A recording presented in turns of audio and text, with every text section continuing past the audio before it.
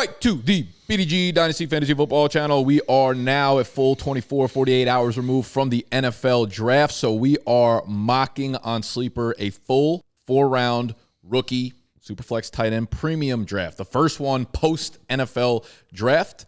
And we're going to make this a little bit of a two-part series because tomorrow, based on how this draft goes, we are going to be talking about priority targets for your taxi squads, okay? So everyone that doesn't get drafted here, we're going to talk about the guys that you should be looking at after the drafts to pick up because you got probably 3 or 4 spots which you can do so. So we're going to jump right in. I dropped it into the Discord.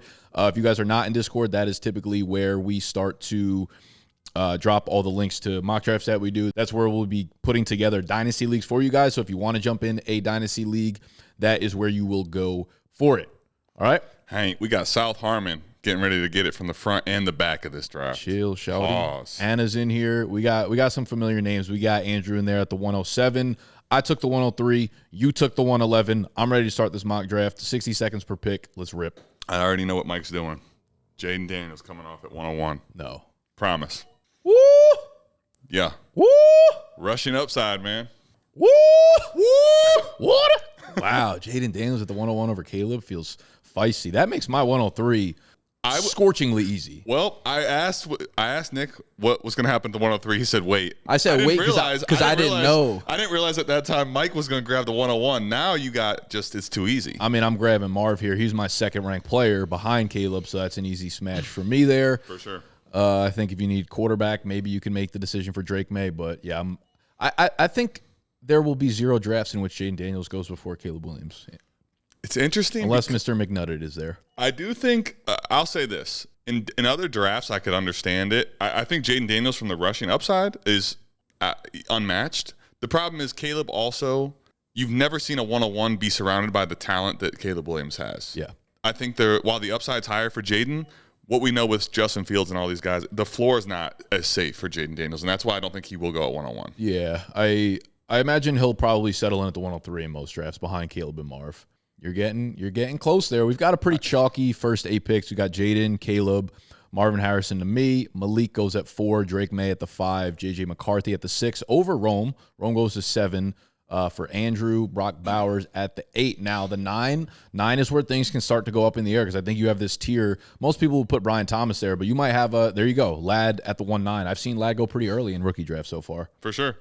I think I don't know why in the world I'm not getting it to come up. Go ahead. I'll just talk through it. You can select for me. Did not expect this, but I will take. Let me just make sure. Bo Nix is out there. Is that right? Yeah. Let me get Bo Nix. You taking Bo? Taking Bo. I thought your whole thing was to take. It's not coming back to me. I mean, again, I'm getting 4D chest out here, bro. All right, Bo Nix at the 11. I can't cap. You know what I mean? I can't put who I'm trying to put at the. I got played. Ladd McConkey at the 109 definitely threw everything off for me. Aside from the fact that I didn't have my board work. Talk to me. I mean, is Ladd ahead of Brian Thomas feel crazy? Oh, for sure. I mean, I'm not going to, have a super strong argument against it because at the end of the day, I mean, B-Tom was a first-round pick. I get it. Right.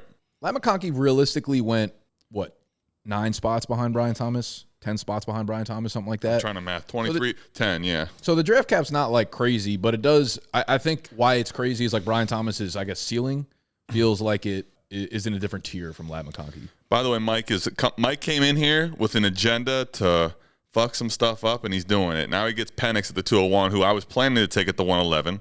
Man, first of all, let me just say again, walking through this mock, the value of second-round picks because of the depth of this class and the quarterbacks is crazy.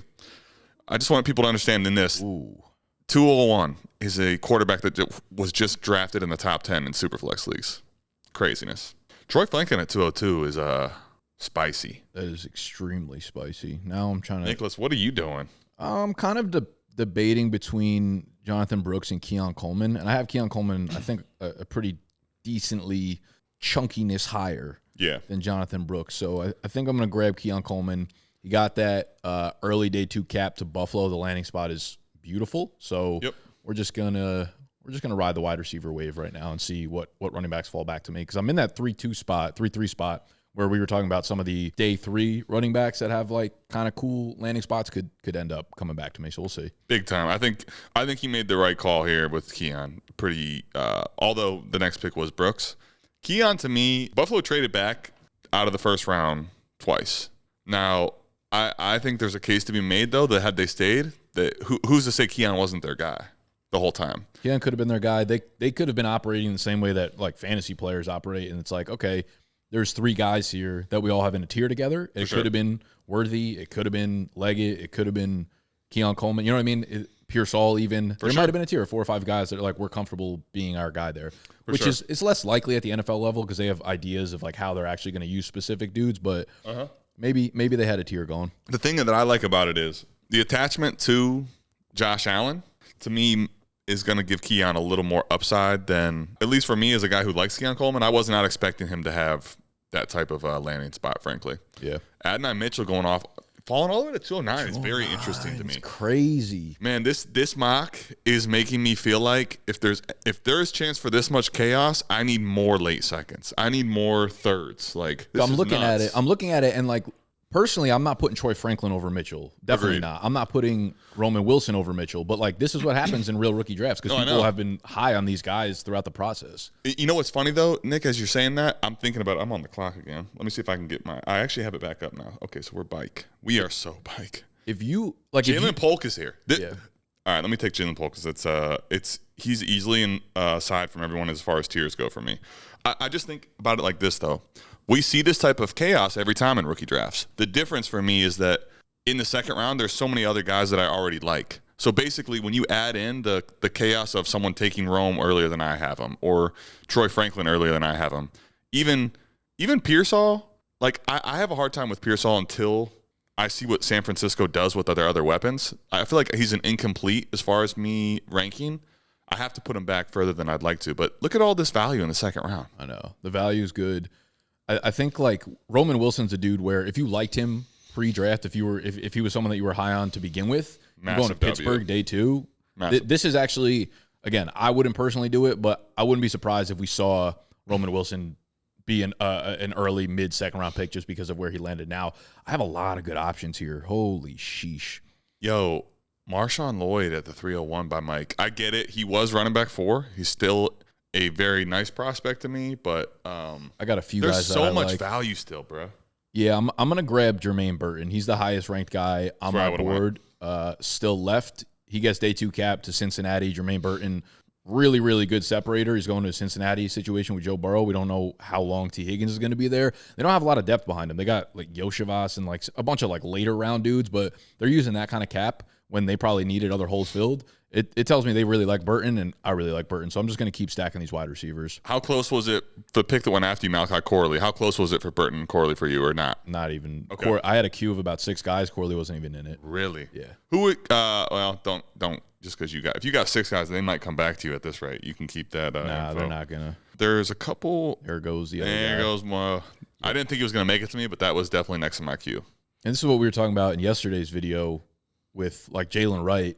If you're an RB needy team, this is the spot of the draft where you can get your guys. Like I didn't think a Jermaine Burton fell to me. Let's say Jermaine Burton went to 212 and Jatavian Sanders was still on the clock or still on the board. I would have went Jalen Wright. Right there. Like this is the spot to do that, I think. Facts. There's a guy we talked about in that video that I'm actually hoping makes it to me at the 311, and I think I have a chance for. I have another interesting maybe conundrum for you. Okay. We both like Javon Baker. And you have Jalen Polk already. Yep. Would you double down on Patriots? At a 311, I would actually. I would too. It's good value for him, and it's Drake May. Honestly, there's a very good chance that based on what I have in rankings, that I'm going to get one of those 2 people, unless they're the next 2 picks off the board. They're probably the 2 guys I have in my queue as well. This is awesome. Hate to see it. You love to see it, baby. This is why you get the back end of the draft, the caboose. I feel like we do this every year, though. Let me say why I say this is insane. I feel like because we pay so much attention between all of our teams and making content, like you get all excited for all these names. But I genuinely like mid to late 3rd round values right now. How about if I got a chance to take both of the players you just talked about? Yeah. What are you going to do? I don't know. I'm hoping one of them falls to me. I'm going to go ahead and take Baker. Oh, no, I did not mean to do that. That was not at all what I meant to do. I'll I meant to hit Javon Baker. There we go. You got it? Yeah. Double dipping.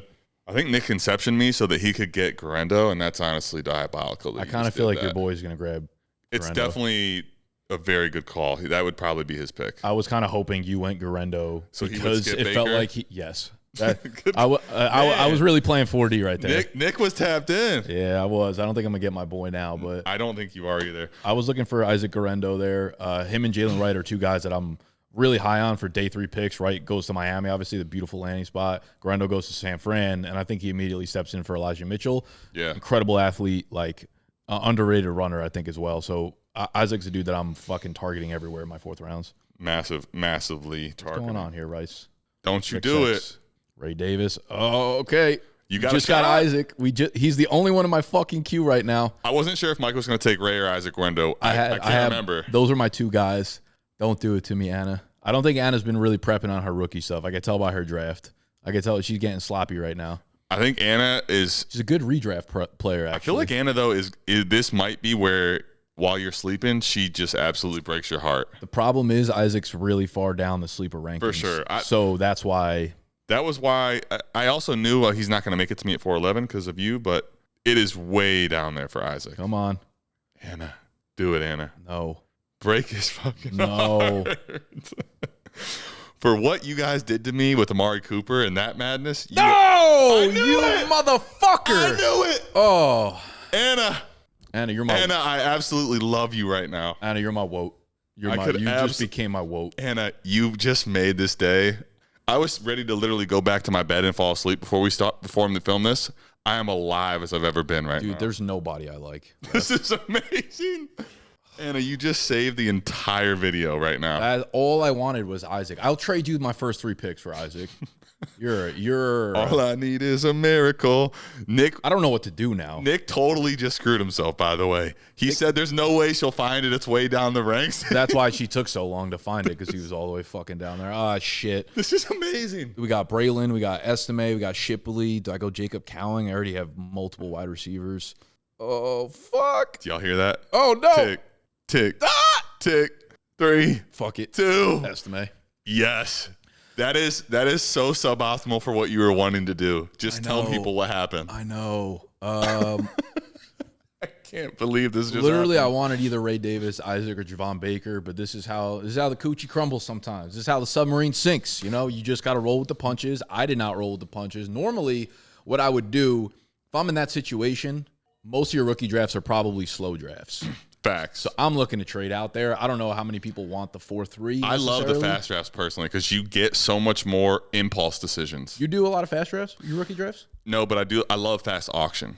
Fast auction where everybody's there. If you can get 12 people for to rookies.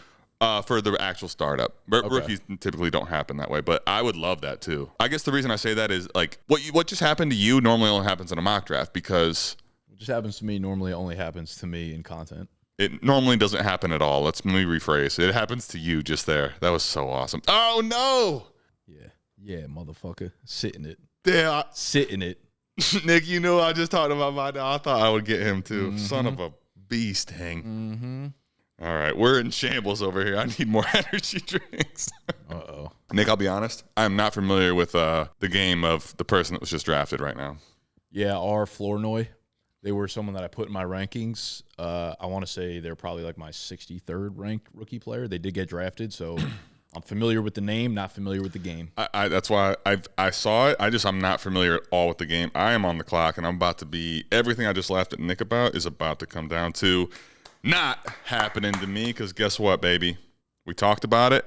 If I talk about it, I'm going to be about it. That's the difference with me. Let me get that labe. Lauber. Okay. I think he's a guy that actually I was hoping I didn't have to draft him and talk about it, like roll it right into the next video, the guy that I would get on waivers. But was it Abdul? Abdul, you broke my heart. I thought I'd get Kamadi Vidal right there, man. I really did. I think we could probably talk about maybe the 4th round and then our taxi squad players tomorrow. For sure. Why don't we break down the draft board right now and just see Let's do it. A big picture of what we look at. So I had my 4 picks. I had Marv at the 103, Keon Coleman at the 203, Jermaine Burton at the 303, Aldrich Estime at the 403. Anna put a dagger into my heart. Adam, who'd you have? Silly ass Adam, I just was told. I don't know what I did specifically. I am silly. Bo Nix, Jalen Polk, Javon Baker, Dylan Labe.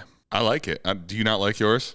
No, I'm fine with my team. I'm just trying to get a read on like some of the trends and what we're seeing. A lot of them are like kind of similar to the way the actual NFL draft played out. You know, you had 6 quarterbacks go in the first 13 picks, and then another one didn't really hit until Spencer Rattler down there at the 3-9.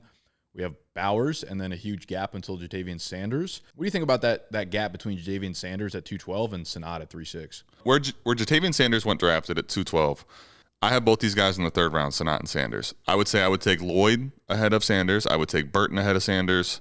I'm taking Wright ahead of Sanders. Mm-hmm. I agree. The 4th round tight end is just not something that I'm like jumping over players that I actually like for. No, and Sanders was someone I really liked at the start of the process. The more the process has gone on, even before the draft, I was cooling on him anyway. I mean, he just feels like a guy that everyone liked just because the media kept putting him as the tight end too, but like wasn't actually that. There's not much there anymore to like really grasp at. And I honestly was expecting him to be a better athlete at the combine than I think that he was. The idea with him was that we were being sold on a really spectacular athlete that I think he's not actually a superb athlete, if that makes sense. No, I agree.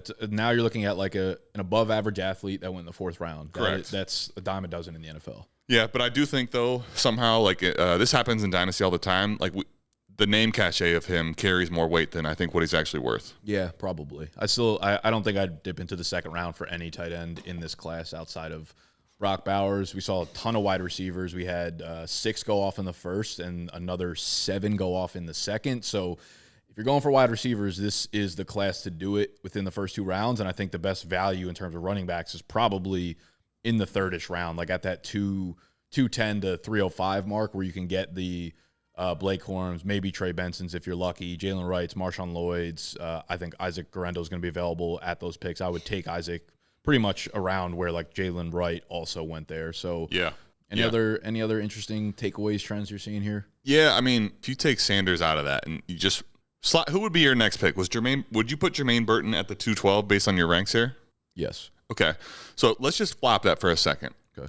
If you do that for me, I'm not going to put Troy Franklin at the 202. I have him more at the 302. But like point of this exercise, if you just swap Sanders with Burton, I love the 2nd round. I really do. I'm not a big fan of Roman Wilson. I wasn't the biggest Roman Wilson fan when I watched him. Pittsburgh landing spot day 2 is just it's something that will make me break my process, if that makes sense. Like even if I don't love the guy, they don't typically miss in that range. So I wouldn't take him at 205. But if you just look at all these names, Adonai Mitchell 209. I actually am starting to like Xavier Legette a little bit more.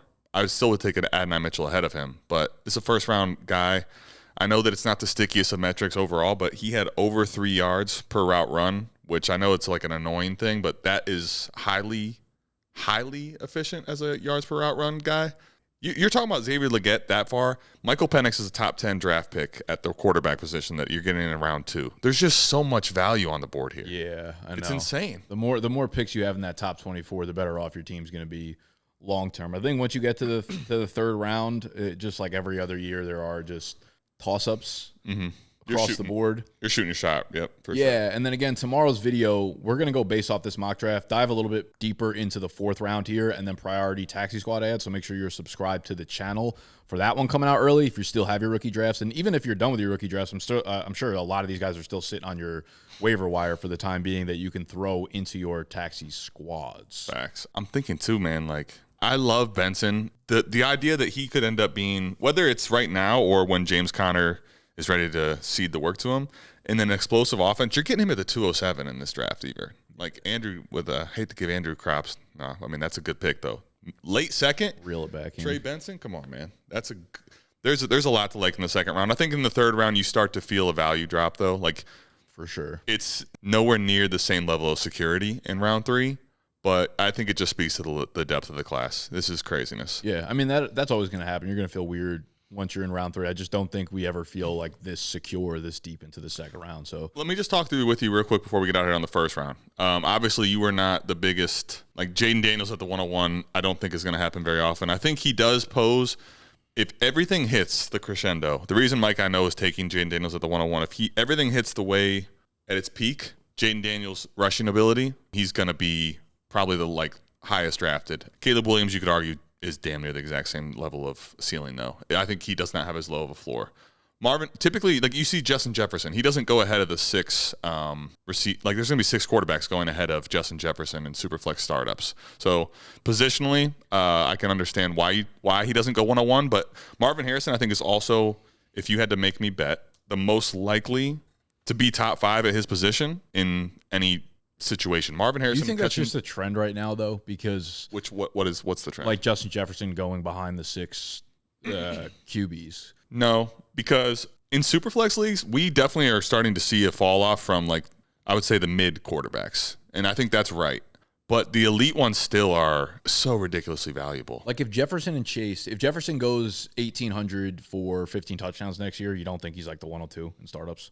I don't think so. No, I think that Justin Jefferson could probably get into like the 104 range or something like that. But I just feels like right now, at least, the elite quarterbacks still are what drives the high-end assets in Dynasty. It's not to say Justin Jefferson's not a good player. I just think there's only so much ceiling for him to get right now. Yeah, there's parts of me that feels like we're looking at a screenshot of just time in history where it's like Jefferson and Chase are like the 1.9, 110, both coming off of not great years for their expectations at this point. If they both go 1,700 and 15 touchdowns, and I agree, like Mahomes and Josh Allen, I don't really see going anywhere, but I think there's a world where Jalen Hurts drops to like the 107, 108 in startups. CJ Stroud, maybe he doesn't disappoint, but maybe he doesn't like take the step up to the elite tier where he goes, 4,300 for 26 touchdowns. And you're like, okay, yeah, it's not like a needle move.